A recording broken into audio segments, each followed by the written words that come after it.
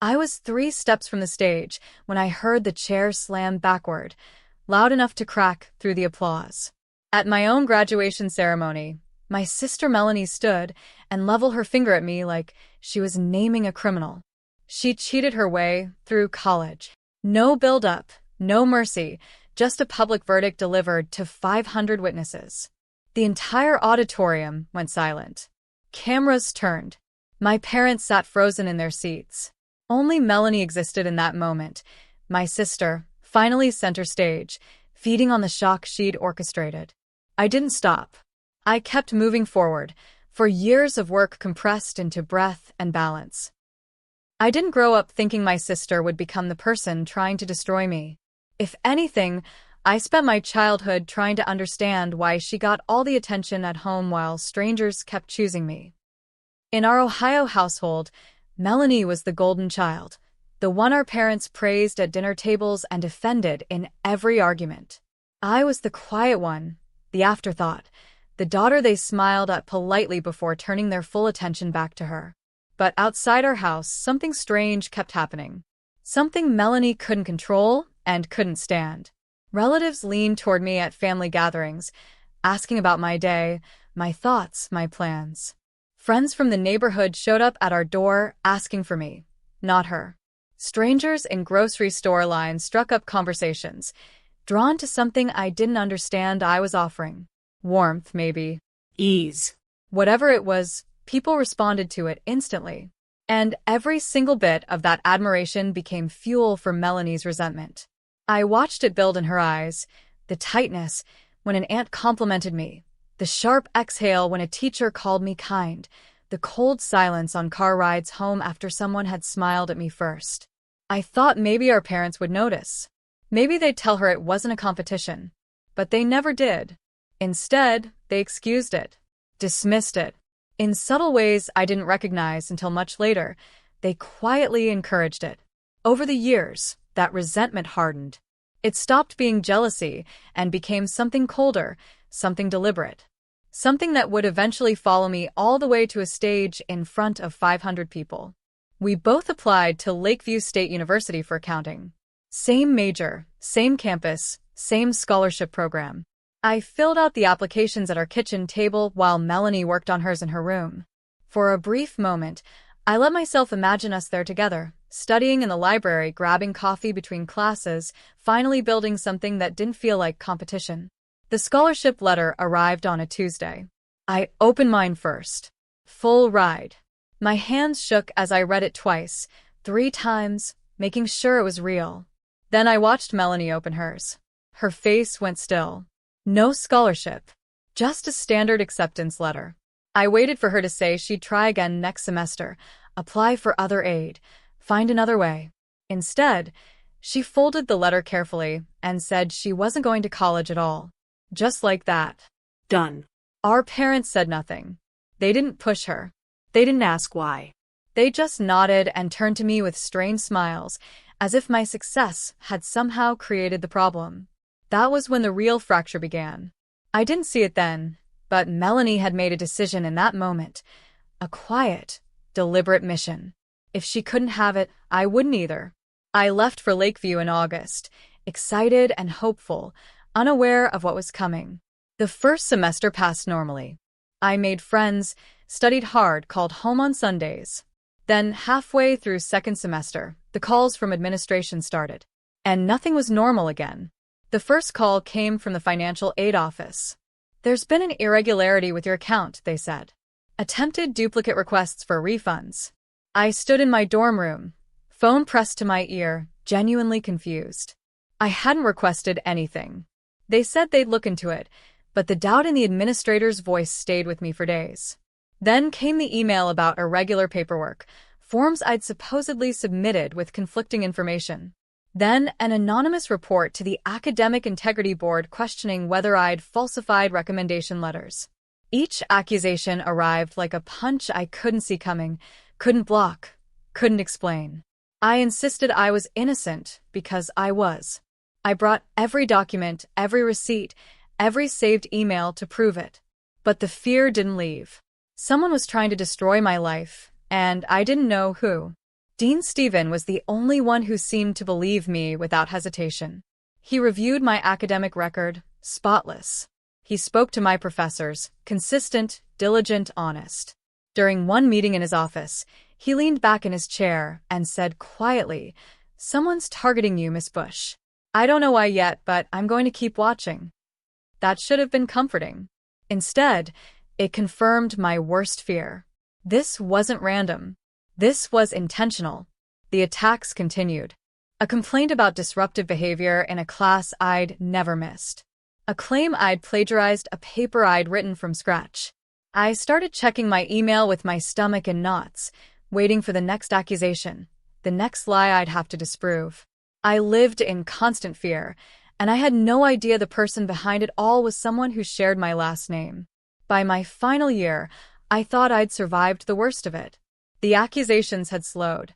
Dean Stephen's watchful presence seemed to keep whoever was behind it at bay.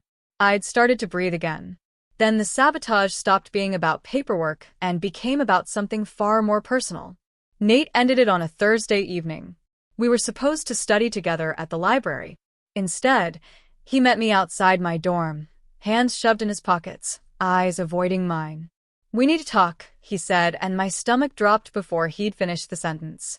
"I heard some things about you," he continued. "Terrible things. Things I can't ignore." "What things?" I asked, my voice already shaking. "Who told you?" He wouldn't say. Wouldn't repeat the accusations fully. Wouldn't name his source. Wouldn't give me a single chance to defend myself. He just kept shaking his head like he was disappointed in me, like I'd already been tried and convicted in some court I wasn't allowed to attend. "Nate, please," I said. "Whatever you heard, it's not true. Just tell me what they said. Let me explain." But he was already backing away. "I can't do this, Sonia. I'm sorry." And just like that, he was gone. The breakup devastated me in ways I didn't expect. It wasn't just losing him. It was the helplessness of being condemned for crimes I didn't commit by a person who wouldn't even tell me what I'd supposedly done. I stopped eating, skipped classes, stared at my accounting textbooks without seeing the numbers. My grades started slipping for the first time in my life. Sharon found me in our shared apartment one night, sitting on the floor with my back against the wall, staring at nothing. She didn't ask if I was okay. She just sat down beside me and said, "Someone is doing this to you. And we're going to find out who." Sharon refused to let me give up. Over the next few days, she watched me spiral, missing meals, ignoring assignments, staring at my phone like it was a weapon pointed at my chest. Finally, she sat me down at our kitchen table and said what I'd been too afraid to admit.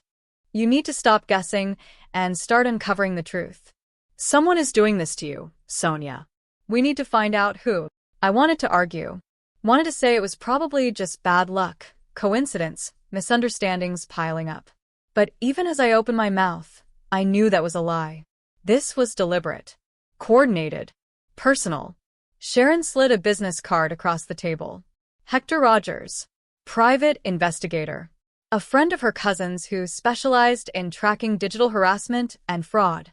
I stared at the card, my chest tight. Hiring an investigator felt like admitting something was catastrophically wrong, like crossing a line I couldn't uncross. It felt like paranoia, like defeat. But what else could I do? I was out of options and running out of time. Graduation was months away, and if these attacks continued, I might not make it there at all. I picked up the card. The next morning, I made the call from my car in an empty parking lot, hands shaking as I dialed. When Hector answered, his voice was calm, professional, patient. "I need help," I said, the words catching in my throat. "Someone's been sabotaging me for years. False accusations, ruined relationships, things I can't explain. I don't know who's doing it, but I need to find out before they destroy everything I've worked for." There was a pause. Then Hector said, "Tell me everything from the beginning." And for the first time in years, someone actually listened. What Hector uncovered changed everything. It took him less than a week to start finding patterns. He traced the administrative complaints first, the financial aid irregularities, the anonymous integrity reports, the falsified paperwork. Each one had been submitted through carefully constructed email accounts, but digital trails don't lie. timestamps, IP addresses, communication patterns that repeated just often enough to form a signature. Everything traced back to someone at home. Someone in Ohio. Someone who knew my schedule, my friends, my life intimately enough to strike where it would hurt most. When Hector said the name, I felt my stomach drop straight through the floor. Melanie. My own sister. I sat in his office, staring at the evidence spread across his desk, screenshots, login records, email headers, and felt something crack inside me. Not surprise, exactly. Somewhere deep down, I think I'd always known. But knowing and seeing proof are two different kinds of pain. Then Hector said, there's more. He pulled up another file. Your sister didn't act alone.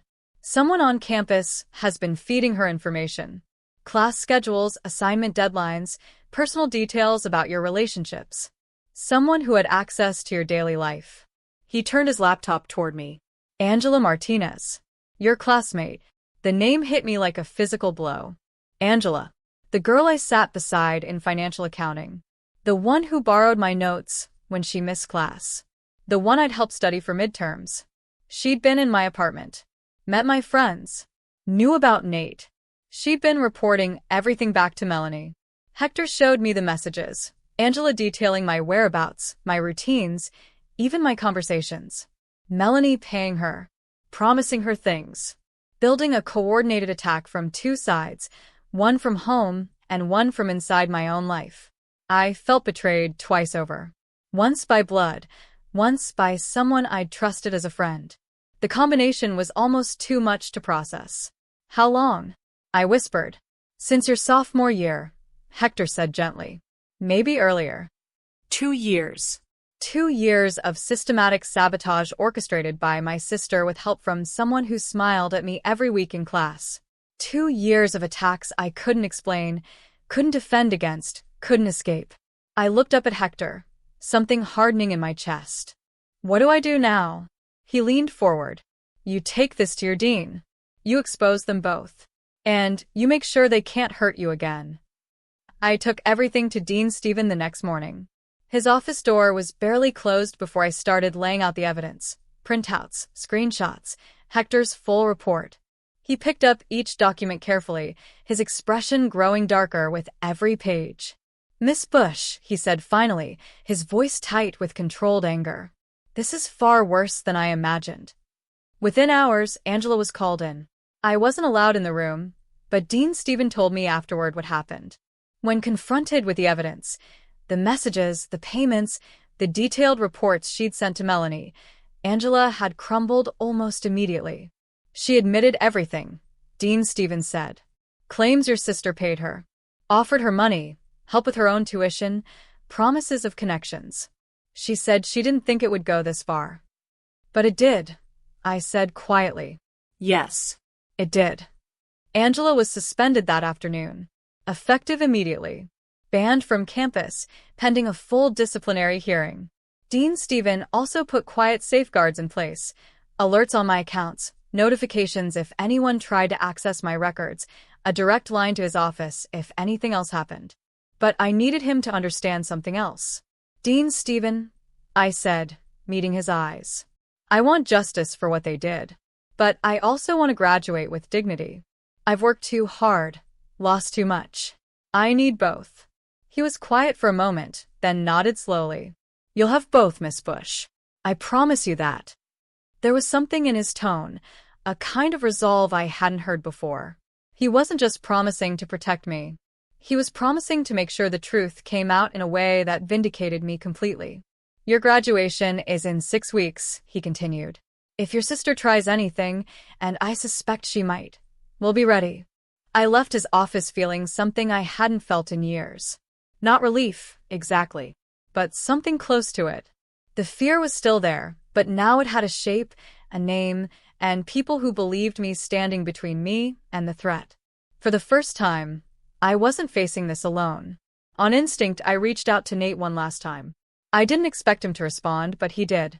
We met at a coffee shop off campus, neutral territory, both of us tense and uncomfortable. I didn't waste time with pleasantries. Who told you those things about me? I asked directly. He looked down at his cup, jaw tight. For a long moment, I thought he wouldn't answer. Then he exhaled slowly. Your sister, Melanie. The confirmation should have hurt more than it did. But I was past shock by then. Past tears. What did she say? I pressed. That you'd cheated your way through school, manipulated professors, used people, and discarded them. She had details, Sonia. Specific stories. I didn't think a sister would lie like that. Detailed lies about cheating, manipulation, cruelty, all carefully crafted to destroy me in the eyes of someone I cared about. Classic Melanie. Nate leaned forward. I'm sorry. I should have asked you first. I should have. It doesn't matter. I cut him off. My voice was calm, steady. I wasn't angry anymore. I was simply done. I don't need explanations, Nate. I don't need apologies. What I need is focus. He looked confused, maybe hurt. I stood, leaving my untouched coffee on the table. I have a degree to finish. That's all that matters now. And that's exactly what I did. I walked out of that coffee shop and put every ounce of energy into the only thing that couldn't be taken from me, my education, my future, my truth. Angela revealed Melanie's last move during her disciplinary hearing. Facing suspension and potential expulsion, she'd apparently decided that cooperation might save her. Dean Stephen called me into his office 2 weeks before graduation to deliver the news. Your sister has one more plan, he said carefully. According to Miss Martinez, Melanie intends to disrupt your graduation ceremony. A public accusation. She wants to humiliate you in front of everyone, faculty, students, your family. A final attempt to destroy your credibility where it would hurt most. I sat there absorbing it, feeling strangely calm. Of course Melanie would try one last time. Of course she'd choose the most public, most painful moment possible. That was who she'd always been. What do you want to do? Dean Stephen asked. I thought about it. I could disinvite my family, keep them away, protect myself from the scene Melanie was planning. But that felt like letting her win in a different way, letting her steal my family, my moment, my peace. I'm going to invite them anyway, I said finally. All of them, including Melanie. Dean Stephen looked surprised. Miss Bush. I want her there, I continued. And I want you and security quietly briefed. If she tries what Angela says she's planning, I want to be ready. Not to stop her, to let her reveal exactly who she is. Understanding dawned in his eyes. He nodded slowly. We'll be prepared. Graduation day arrived on a bright May morning. I woke early, unusually calm, and dressed carefully in my cap and gown. Sharon helped me with the tassel, squeezing my shoulder. You've got this, she whispered. At the auditorium, I watched my family arrive. My parents came first, chatting cheerfully with other families, oblivious to the tension humming beneath the surface. They waved at me, all smiles and pride, completely unaware of what their favoritism had created. Then Melanie walked in. She was dressed carefully, too carefully for someone just attending a ceremony. Hair perfect, makeup dramatic, posture poised like she was preparing for a performance. And when she spotted me, her expression shifted into something I'd seen countless times growing up. That familiar look of disappointment mixed with mischief. The look that said she had a secret, a plan, a moment of triumph waiting. She sat beside our parents, folding her hands in her lap, practically vibrating with anticipation. I caught Dean Stephen's eye from across the auditorium. He gave the slightest nod. Security personnel were positioned strategically throughout the room, casual but alert. Everything was in place. I took my seat with the other graduating seniors, smoothing my gown, checking that my diploma cover was ready. My heart beat steadily, no panic, no fear. Just a quiet, solid certainty. Melanie thought she was about to ruin my life one final time. She had no idea I was ready, that we all were. That this time, when she struck, the world would finally see her for exactly what she was. The ceremony began, and I waited. Sonia Bush, Bachelor of Science in Accounting, magna cum laude. My name echoed through the auditorium. I stood, smoothing my gown, and began walking toward the stage. I was 3 steps into the aisle when I heard the chair slam backward. She cheated her way through college. Melanie's voice cut through the applause like a blade. The auditorium gasped collectively.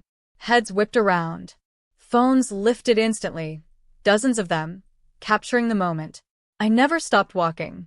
She doesn't deserve that diploma. Melanie shouted again, louder this time, her voice cracking with manufactured outrage. She's a fraud. Ask anyone. Around me, students froze. Faculty members turned in their seats. I could feel hundreds of eyes on me, could hear the whispers spreading like wildfire. But I kept moving, steady and calm, one foot in front of the other. By the time I reached the stage, Melanie was still shouting, but her voice was starting to lose its certainty. She'd expected me to stop, to defend myself, to break. Instead, I climbed the steps, walked to the podium, and accepted my diploma from Dean Stevens' outstretched hand. Then I leaned toward him, close enough that only he could hear. "That's her," I whispered. Dean Stevens smiled, small, knowing, satisfied, and nodded. Behind us, security was already moving. I watched from the stage as two officers approached Melanie's row, calm but purposeful. She saw them coming and her performance shifted instantly from righteous accuser to cornered animal. "What are you doing?" she screamed as they reached her. "She's the one who, get off me."